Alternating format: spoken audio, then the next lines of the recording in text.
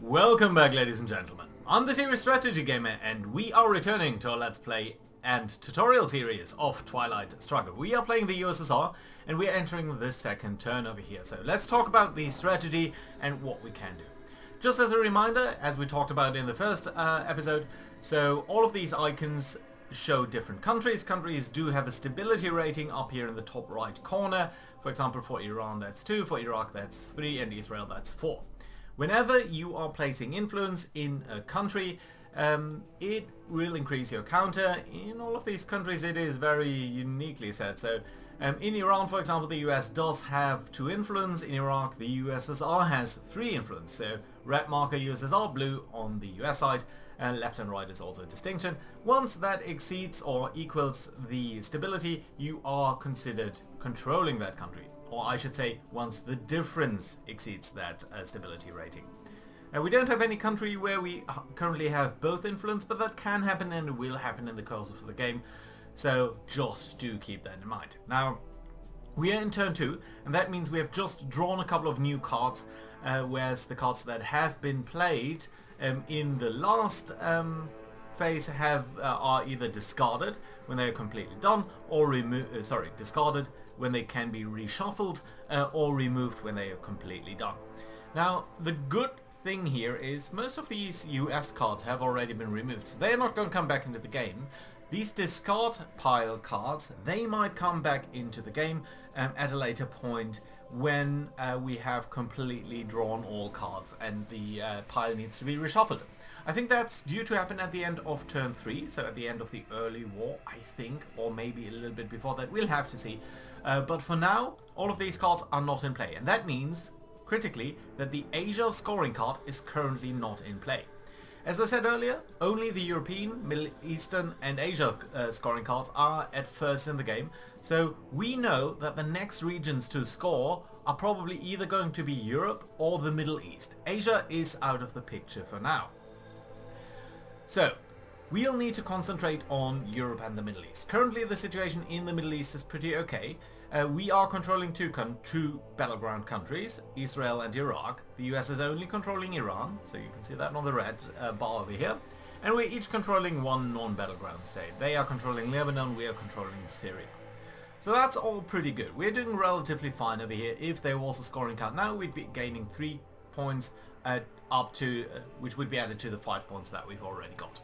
In Europe, the situation is a little bit more balanced, I would say. So there are 5 countries in Europe that are considered battleground countries. Poland, East Germany, West Germany, Italy and France. We currently control East Germany and Poland. West Germany and Italy is currently controlled by the USA. France is not controlled by anyone. So whoever can grab France or break control over any of these things might have a great advantage over here. And as we come into turn 2, I think that might be a very interesting play to make a play here for some of these things. Now, one of the issues is France, from our perspective, is behind West Germany. We can only place control in countries that are adjacent to us unless we do so by event. So, since we do control East Germany, we could place influence into Austria and maybe come via Finland, Sweden, Norway down here. But we basically must pass either West Germany or Italy. Or just take the very long detour here via the Scandinavian countries. Now that is a problem because both of these countries are controlled by the US player, and they in fact have overprotected them. So you can see the US player has placed 5 influence into West Germany with a stability rating of 4. And if we place 1 influence here, we need to pay 2 points just to place 1 influence. And we'll need to do that 2 times. So we would need to spend 4 points just to break his control. And at that point it would be easier, but that would mean just to be able to break through here, that would be a lot of points, and that's not necessarily very efficient, so I don't really want to do that. Now, the question is, which card are we going to send into the headline phase, and which cards are we going to want to play in the main part of the game? Now remember, the headline phase is only relevant, only the event is relevant when you play that, whereas all of the other things are, you can either choose the event, like this, down here, the text, or you can choose the point value. Now, that means we have a couple of cards over here. A lot of them are interesting. We could play Warsaw Pact. That would allow us to place a lot more influence in Eastern Europe, but that's not really the point here. CAA created is a US event. We don't want to play that. Olympic Games is sort of an event that I don't really care too much about. Nuclear test ban, we'd get some victory points, we'd be improving the DEFCON level. We don't really have an interest in that, so I think that's fine. We don't really need to do that. Captured Nazi scientist is fine. We'd be advancing the space race, but it's not really that important. Now, the two really interesting ones, I think, are Nasser. So that does refer to the Egyptian president.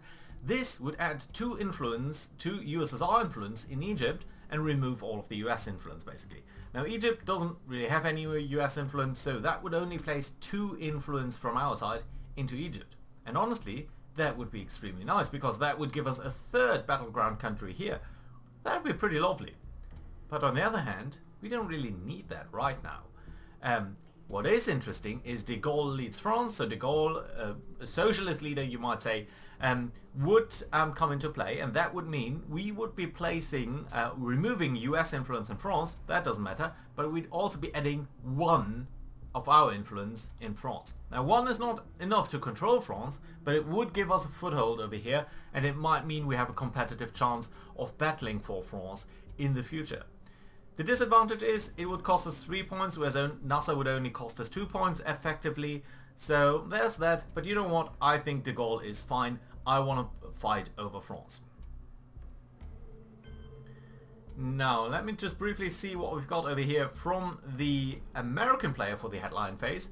So the American player can take operations as if they played this card in the action phase. Now, that's not great because he'll probably do a coup and that will remove this down to 2, which is not great. And we, the USSR, must play a scoring card on its next action turn. We don't have a scoring card, so if we don't have one, we'll need to pass the next round, and that's not great. And indeed, they are doing a coup. They're doing a coup in Syria. They are removing 1 of our influence down there. And that's not great because we don't have a scoring card. So it's going to be another turn for the Americans over here. And because we've just lost the only non-battleground in the Middle East that we had, we do not have domination anymore. We just have a presence as they do. So we'd be losing a couple of, or we'd not be gaining as many points if he was to play scoring now. More importantly, he can now play a card very, it's basically up to his initiative. So we've lost initiative over here, which just doesn't feel great. And I think he might try to make an aggressive play either into France or into the Middle East. We'll have to see what he does. What he does might indicate whether he has a scoring card for any of these regions. Okay, so he's going to place 4 influence, and I think that's going to be in France. No! Interestingly enough, he has used his 4 points to place 1 influence in Iran and 1 in Iraq and 1 in Israel. So this might indicate to us that he is heavily interested in the Middle East, and indeed now he has domination because we are suddenly not controlling any country and he is controlling 2 countries there. So Middle East at this point would give him a huge score, so we must react to that, and that is exactly what we are going to do.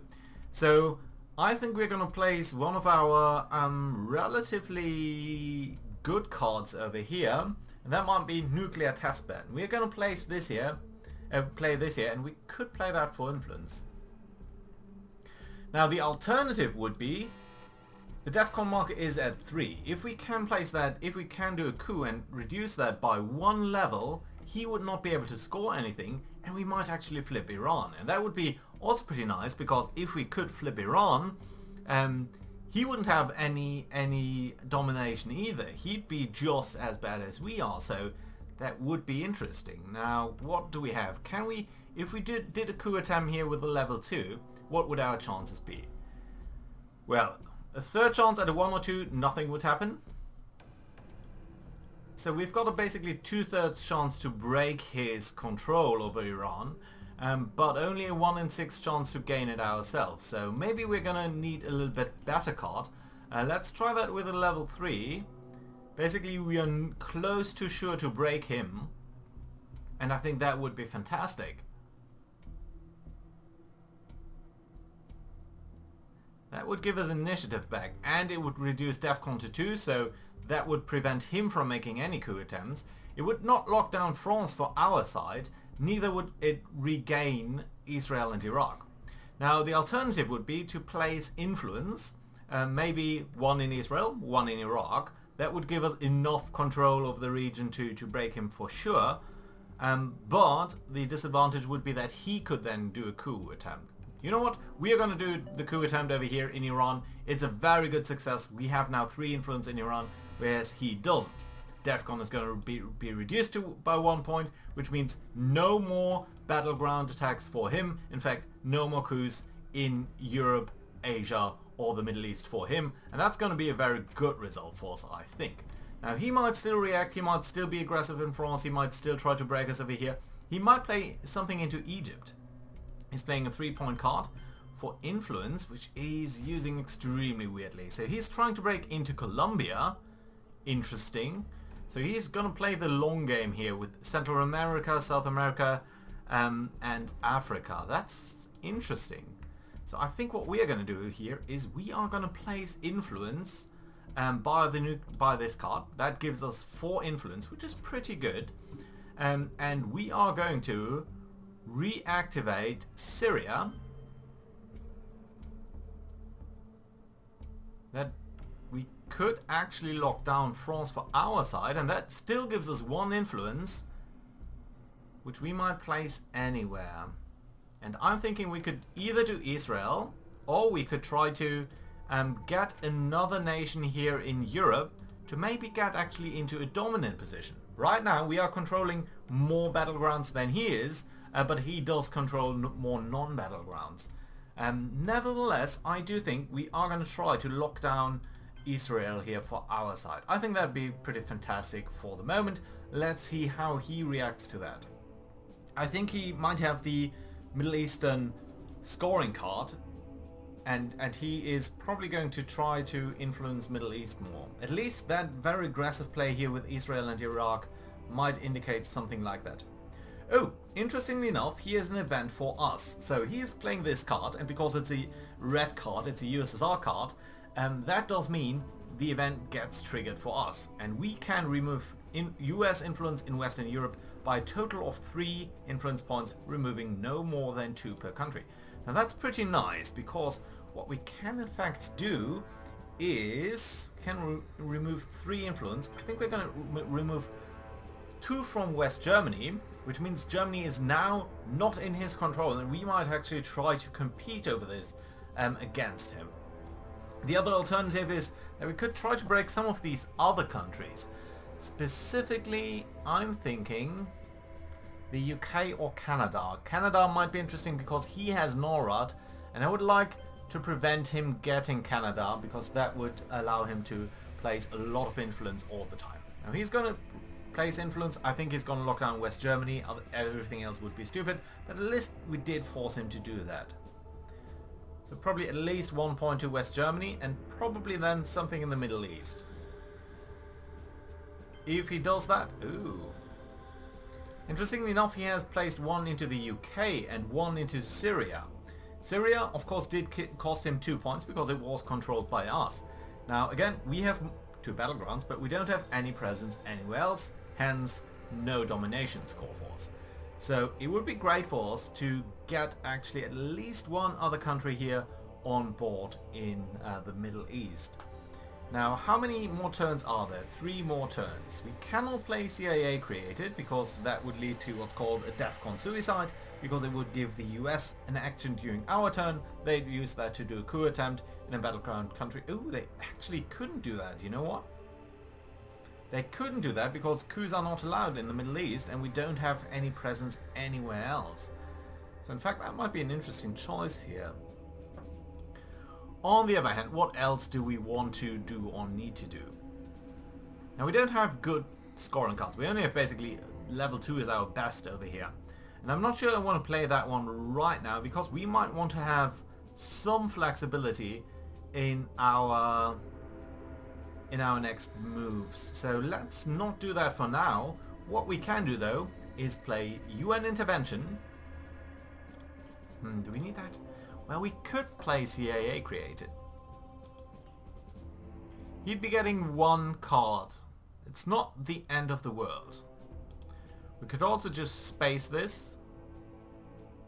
No, you know what we're going to do? We're going to play you an intervention event, which basically means we can play another card without triggering the event. That should be fine. We're going to use that simply to place a single influence into Syria. It's a bit of an overkill, but I think it would be nice if we do maintain domination over here by having a battleground and a non-battleground country. And I'm increasingly convinced that he does have a scoring card for that region. How many more cards? 2 more cards to be played by our side. Now, influence here by special relations. So that's 2 influence. 1 into Western Germany and 1 into Africa somewhere? Yeah, into Zaire. Well, if that isn't interesting. Okay, so I'm pretty happy about the situation in the Middle East actually. We do have domination, so that's nice. In Europe though, we don't have domination, and that is largely due to the fact that we are not controlling enough non-battleground states. In fact, we're not controlling any. So that is something that we might want to increase over here. At some point we're probably going to get control over Romania, because he does, there is a card in the game at least, which would indicate that. But I think what we're going to do for now is we are simply going to take over Turkey, and that might be alright. That does give us some points, and should allow us to get at least 1 country. Now he still has more countries in total, but you know what, I think this is fine and a good play, and it does push us closer to being able to take over there.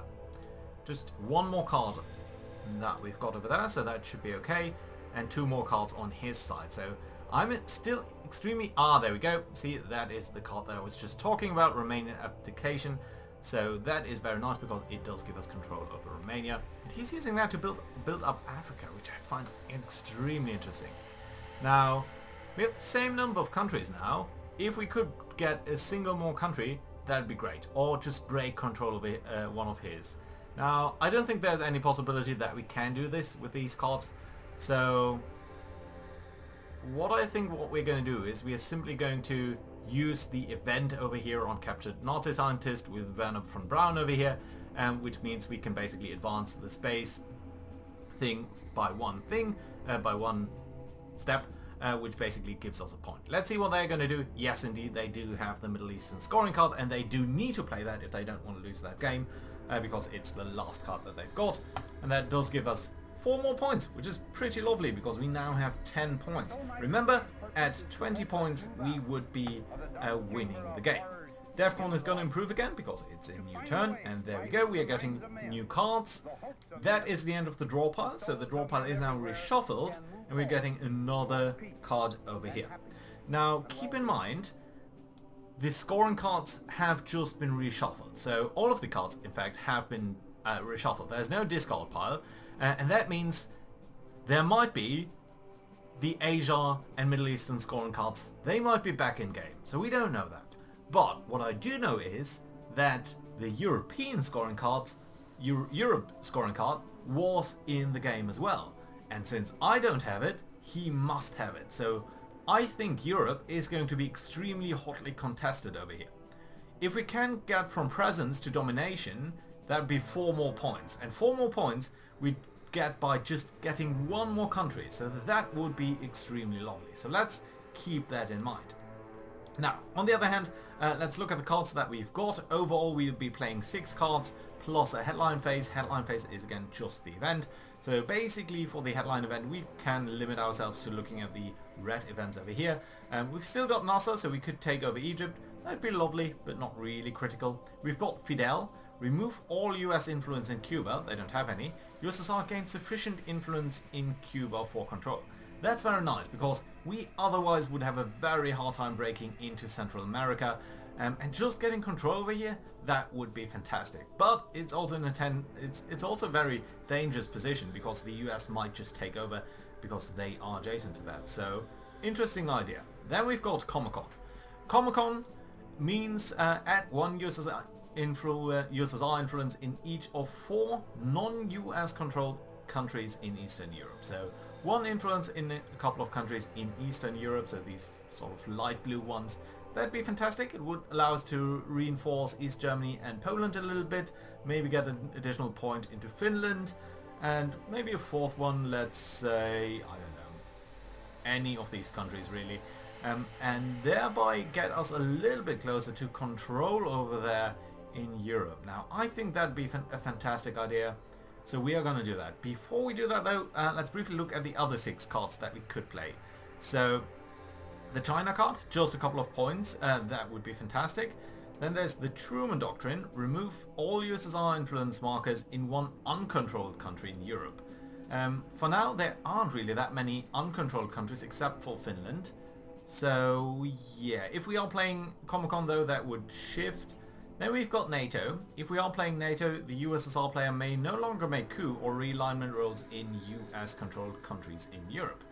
Now, that's not such a big deal though, because usually you can only do these in Europe anyway if the DEFCON situation is, I think, actually 5. And the DEFCON really rarely gets to 5, so that's not quite as bad. We've got US-Japanese Mutual Defense Pact over here, which means that the US gains sufficient control in Japan for control. So that's not great. We've got 5-year plan. We would have to randomly discard one card. We would have to randomly discard one card. If the card is a US event, it would occur immediately, otherwise it would be disregarded. Not great, not really bad. This one is a little bit worse. Add sufficient US influence in either Yugoslavia, Romania, Bulgaria, Hungary, or whatever to match our influence. And that would likely be Romania, and they would break control over Romania. So we'll have to think about whether we really want to use that. That being said, we're going to headline Comecon because that is definitively good for us. They are headlining something extremely weird over there that I did not understand. That is a USSR event. The US player exposes all scoring cards. The US player may add 1 influence in any single region named on these scoring cards. Why would he be playing an event associated to us? That would actually only make sense if he doesn't actually have a US event card, and he would consider this one to be the least damaging. That would be fantastic. Well, we'll have to see. So, ours goes first, so let's place these 4 influence. We're going to reinforce Poland and East Germany a little bit. We're going to reinforce Finland over there, and I do think we can place 1 more marker down in any country really. We're going to pick Czechoslovakia just because that's a nice triangle there, so that's fine. Commit your decision. I think that's okay. They are revealing their scoring cards as we thought. They do have Europe, so that's fine. And that means we can now place 1 influence anywhere in Europe. Well, if that isn't fantastic, I don't know. And we can actually place that anywhere.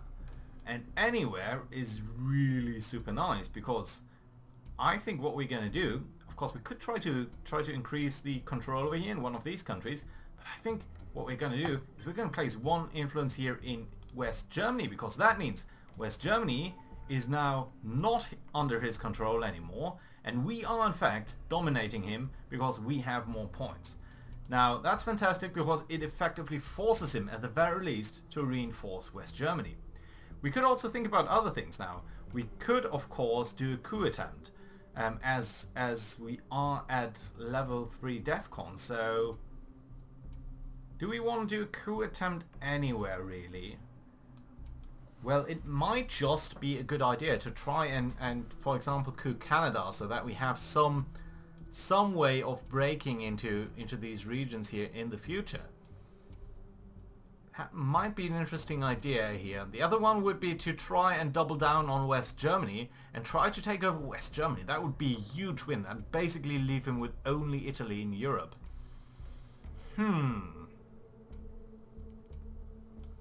So we'd be effectively fighting over West Germany. If we are doing a coup attempt elsewhere,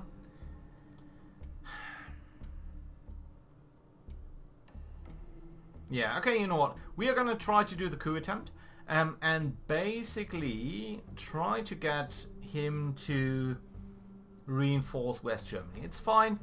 We can live with that effect. So I think what we can do is we can probably... well, I don't want to do 5-year plan. It's such a weird event. I don't want to waste Fidel. It might be nice to actually get Cuba.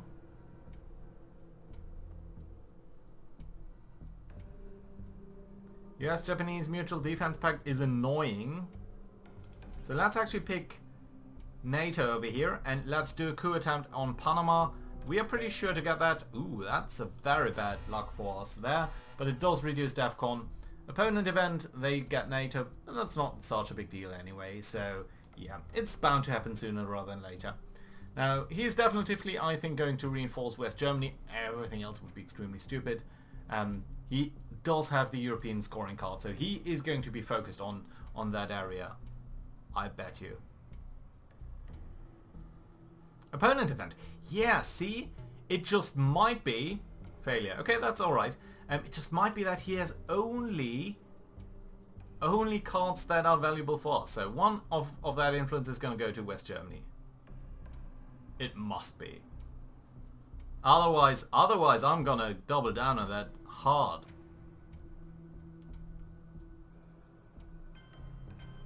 Yeah, see? One actually went to Sweden, interestingly enough. Okay, so we are now back to both controlling 5 countries. So we actually need to shore up our control in Europe a little bit. And I'm thinking it would be great to actually use the China card for that. We're going to place 2 influence into Finland. We are going to place 2 influence here into Czechoslovakia. And that should give us a very nice lead here with 7 countries against his 5. And that would be pretty fantastic. So let's try to continue that. He'll probably try to reinforce Sweden, probably Canada. But he only has probably cards that are useful for us. So he's going to trigger a lot of beneficial events for us. I don't know which. Could probably check that, but still a good one. Oh, this is an extremely good one. Now, decolonization is a reoccurring one. It doesn't have a star. So it will not be removed. It will only be discarded. So it can come again. And what is going to happen, we can add 1 USSR influence into each of any 4 African or Southeast Asian countries. And the nice thing about that is it's not limited to adjacent countries. We can place them literally anywhere. And that is definitively what we're going to do over here. So we are going to place 4 influence into a lot of countries. I don't think we need to be too concerned about Southeast Asia, but we can match him here in Zaire. We can match him in Angola. I'm guessing we can place 1 into Nigeria itself, and potentially we should try to build a little reinforcing circle over here in a way. I think what we're going to do is, well, yeah, let's simply break the control of Cameroon as well, and suddenly we are the only ones who control anything in Africa, so that's nice. It does distract us a little bit from Europe, and he's going to use these 2 points to potentially capture at least one of these countries. Probably Sweden. No, probably Canada, because he does have NORAD. No, he's going to use that to coup a nation. That's interesting. And he's going to be extremely successful there. So a lot of these African countries do have a very low coup defense there. So yeah, not necessarily great for us, but not that bad either. So... well, we do have a very comfortable situation here in Europe, I think. We do have a comfortable situation down here in the Middle East, actually. So these countries are not actually going too badly. So what we can do is... well, we might want to keep Fidel as an event for next turn. Yeah, I think that might be a good choice for that. Now, independent Reds I don't want to use because that would break control over one of our countries there, and since Europe scoring card is in play, I don't really want to do that right now. 5-year plan, yeah, that's the weird one where we're discarding an event, and it might be... trigger one. Ooh, let's look at this one. So, remove all USSR influence markers in 1 uncontrolled country in Europe. Now, there are not that many uncontrolled countries in Europe. In fact, everywhere where we do have a presence is a controlled country. So either we are controlling that ourselves, or in the case of West Germany, he's controlling that. Only Norway and Canada do have any other markers. So, you know what? I think this is fine. This is fantastic. Let's actually use you, and let's use it to place an influence marker. And we're going to only use a single influence here, and that's going to be in Zaire. And the reason for that, might become apparent soon. That is realignment rolls. We haven't really talked about these, but we might do in a second. So he can pick another card now. How many more cards? 3 on our side, 4 for him. So yeah, let's see whether we really want to get into independent Red's influence. And there's an event for us. Now he's going to place this influence in France, so he can try to break that. But he did trigger the Korean War. The Korean War basically is an alignment roll from us. We have a 50-50 chance, because that can be modified. We're going to look at the card in a second. But we have a 50-50 chance here of basically flipping South Korea. And in fact, we did. We also gained 2 victory points. Lovely. So that is a huge downer for him, because that means we now control 5 battleground countries in Asia, whereas he doesn't control anyone. There's one caveat to that, and that is the US-Japanese Mutual Defense Pact. If we are playing that card, he will control Japan. So at some point it is rather likely that he would control Japan anyway. So this is tempting, because if we do look at the Korean War card over here, you can see there's a modifier for every country, for every US-controlled country adjacent to South Korea. If we had played the US-Japanese Mutual Defense Pact early on, Japan would have been aligned to the US, and because Japan is considered to be adjacent to South Korea, that would have given us a lower modifier roll. Basically, we would only have a 1 in 3 chance. Very lovely over there.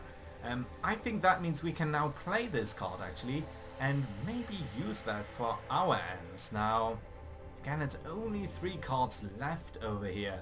I think that actually means...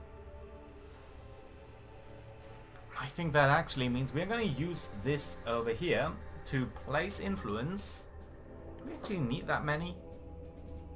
Well, I don't want to use either of these, so yes, we are going to use that to place an influence into France so that we regain control of it, which I think is fantastic. And then we have 3 more influence to place. We're going to place 1 into Angola, which I think is fantastic. And then what else can or should we be doing? Let's get Iraq, so that we are also locking that down and have control over that. That leaves us with 1 more influence to place. I think what we might want to do we want to increase our lockdown maybe on any of these? You know what, we're going to place 1 more into France over here, because that means we're just a little bit sure of keeping that under control. Now he has gained control over Japan, that's alright. We do have so many battleground countries here, that should be okay. 2 more cards to play, and I think after that we're going to put in a cut, but let's see what else he's going to do. So he has 3 more cards. One of these cards needs to be... Ooh. Wow. Wow. Brilliant. Oh my god. Okay. So let's look at what happened over here. So he has played Blockade, and that means unless the US card player immediately discards a 3 or more value operations card, and he might just not have had any, he must eliminate all US influence in West Germany immediately. And so he did. That is fantastic. That leaves West Germany wide open for us. And I think we must absolutely try to seize on that opportunity and try to gain influence over here now. Sadly, we don't really have enough cards over there except for the 5-year plan over here. Now, what would happen? If we are playing this, we must disregard one of our cards. If the card is a USSR associated event, nothing will happen. If it's a US event, it will happen. So there's a 2 in 3 chance that nothing will happen, only that we're gonna lose a card. Now I like both of these cards, especially I do like Fidel, because it does give us a foothold in a place where we hadn't been before, but there's a 1/3 chance that he would trigger independent Reds. Now that would likely give him control over Romania or Czechoslovakia probably. Yeah. But honestly, no, it would not give him control, it would just equal that. So yeah, I think what we're going to do is we're going to play 5-year plan here. We're going to play that for influence. And we're going to place all of that influence into West Germany. The event will be triggered. Wait a minute.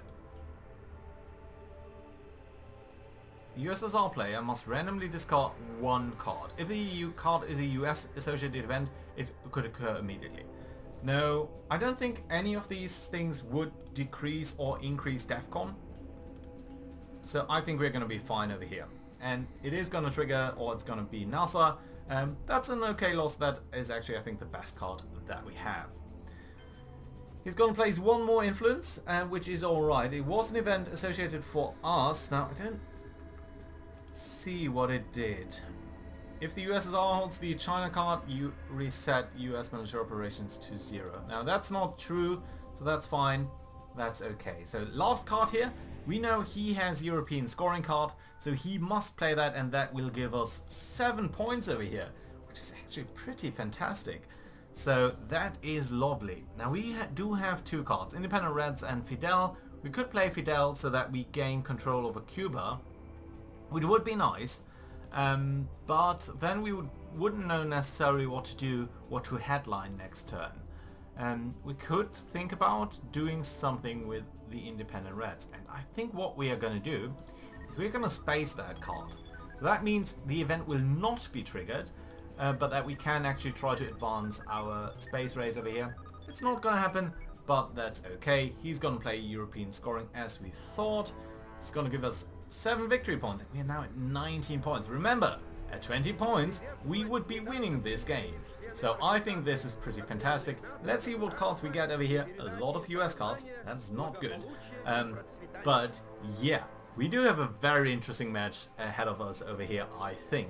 So, that being said, I think this is a good place to put in a card. So, hope to see you guys next time around. Bye bye, and stay safe.